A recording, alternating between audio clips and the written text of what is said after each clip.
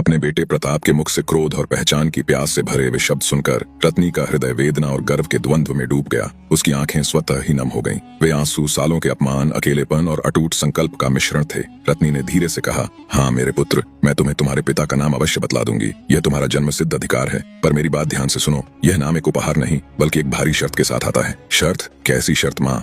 शर्त यह है कि जिस दिन तुम अपने पिता को पहचानोगे उसी दिन तुम्हें उसका काला मुंह करके सबके सामने उसे 7 जूते मारने होंगे। प्रताप, जो अपने पिता का नाम जानने की आशा में था, यह विचित्र और भयावह शर्त सुनकर सन्न रह गया। उसका मुंह आश्चर्य से खुल गया। पर क्यों माँ? कोई पुत्र अपने पिता के साथ ऐसा अमानवीय व्यवहार क्यों करेगा? क्या उन्होंने कोई महापाप किया है? यही वह क्षण था जिसके लिए रत्नी ने वर्षों तक प्रतीक्षा की थी। उसने अश्रुओं के बांध को तोड़ दिया और उसकी कहानी बार के वेग से बह निकली। सुनो मेरे पुत्र, तुम्हारे पिता वह घमंड के सिंहासन पर बैठे एक निर्लज्ज राजकुमार थे। उन्होंने भरी महफिल में महज अपना अहंकार पूरा करने के लिए मुझे धोखे से बीच विवाह ही छोड़ डाल दिया। उन्होंने मुझे जीते जी कलंक का जीवन दिया। तब मैंने प्रतिज्ञा ली कि मैं उनके अहंकार की ईंट पर बदले का महल बनाऊंगी। मैंने अपने रूप को बदला। मैंने मल्हारिन का वेश धरा और रबड़ी क्षीर के बहाने उन्हें अपने जाल में फंसाया। वह दूसरा प्रेम, वह दूसरा मिलन, वह प्रेम नहीं था। वह मेरे प्रतिशोध की पहली सीढ़ी थी। तुम मेरे पुत्र, तुम मेरे अपमान का उत्तर हो। तुम मेरी प्रतिज्ञा का सबसे बड़ा प्रमाण हो। तुम्हारे पिता ने यह नहीं देखा कि वह जिसका अपमान कर रहे हैं वह कोई साधारण स्त्री नहीं बल्कि एक अटूट संकल्प है। पूरी बात सुनकर प्रताप की आंखों से क्रोध और आत्मग्लानि की अग्नि धधक उठी।